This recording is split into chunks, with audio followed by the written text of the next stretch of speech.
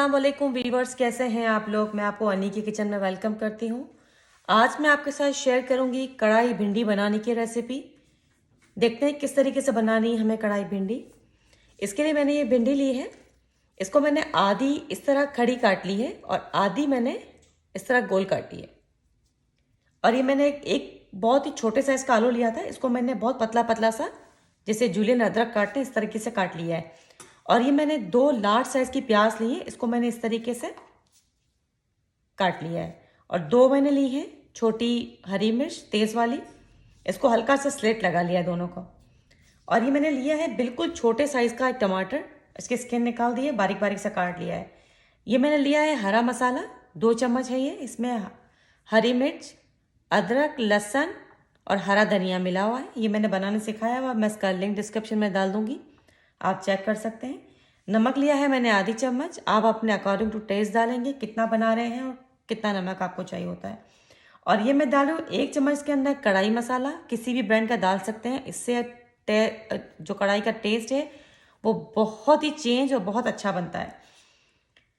आज तकरीबन 1/4 मैंने लिया है हल्दी का और 1/4 ये ली है मैंने कश्मीरी लाल मिर्च और आधा चम्मच लिया है मैंने भुना हुआ कुटा हुआ ज़ीरा। अब सबसे पहले भिंडी को फ्राई कर लेते हैं, जब तक इसका पूरा जो लेस है भिंडी की, जो लेस दिखती है भिंडी की, जब तक वो ख़त्म हो जाए, जब तक भिंडी को फ्राई करेंगे। तो भिंडी को फ्राई करना स्टार्ट करते हैं। इसमें मैंने 4 चम्मच ऑयल के डाले हैं और ये तकरीबन मीडियम पे रखा हुआ है फ्लेम को। सबसे पहले भिंडी डाल रहे हैं इसके अंदर। बिस्मिल्लाह रहमान रहीम।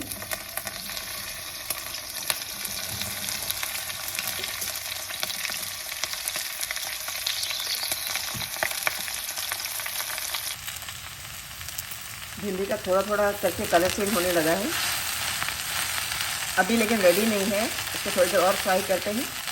इसको 4 से 5 मिनट हो चुकी है, मज़ीद 3 से 4 मिनट और लगेंगे। जब भी कंप्लीट फ्राई हो जाती है फिर मैं आपको दिखाती हूँ।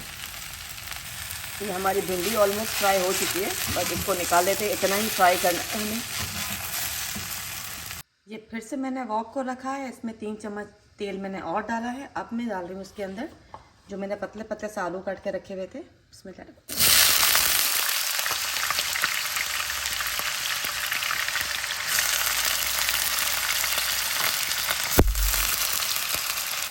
अब हम ये आलू को फ्राई कर लेते हैं और जब तक फ्राई करेंगे जब तक ये कुक ना हो जाए अच्छी तरीके से। इस आलू को पूरा कुक करना है, कच्चा नहीं रखना है। जब तक ये कुक होते हैं फिर इसके बाद दिखाती हूँ आगे का प्रोसेस आपको। मैंने इसके अंदर से आलू निकाल लिए हैं, बट मैंने तेल और ऐड नहीं करा है इसके अंदर, वही तेल बचा हुआ है।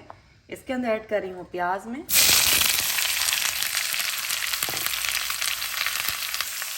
जब तक कि हमारी प्याज गोल्डन हो रही है, बहुत ज़्यादा गोल्डन नहीं करना है, हल्का हल्का सा करना है। मैं आपको दिखाऊंगी कि कितना करना है इसको। प्याज को गोल्डन होते हैं फिर आगे का प्रोसेस करते हैं इसको। प्याज को इतना गोल्डन करना है हमें। अब इसके अंदर ऐड करी हूँ टमाटर, ऐड करें हरा मसाला और साथ ही डाल रही हूँ 2 हरी मिर्च। अब मैं ऐड कर रही हूँ इसके अंदर तमाम ड्राई स्पाइसेस। कढ़ाई मसाला डाल दिया पहले, ज़ीरा पाउडर,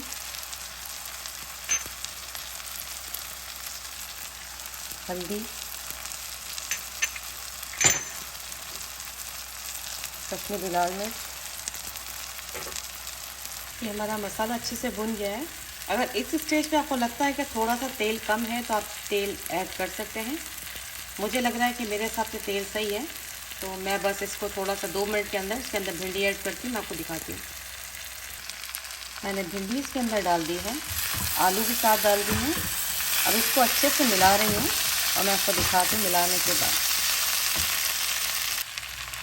ये हमारी कढ़ाई भिंडी ऑलमोस्ट रेडी है। तो 5 मिनट इसको मैं बिल्कुल हल्की आंच पे रख रही हूँ दम पे, और फिर इसको डिश आउट करते हैं, फिर आपको दिखाते हैं। ये हमारी भिंडी ऑलमोस्ट रेडी है। इसको डिश आउट कर रही हूँ। इसको खाएंगे हम गरम गरम रोटी के साथ।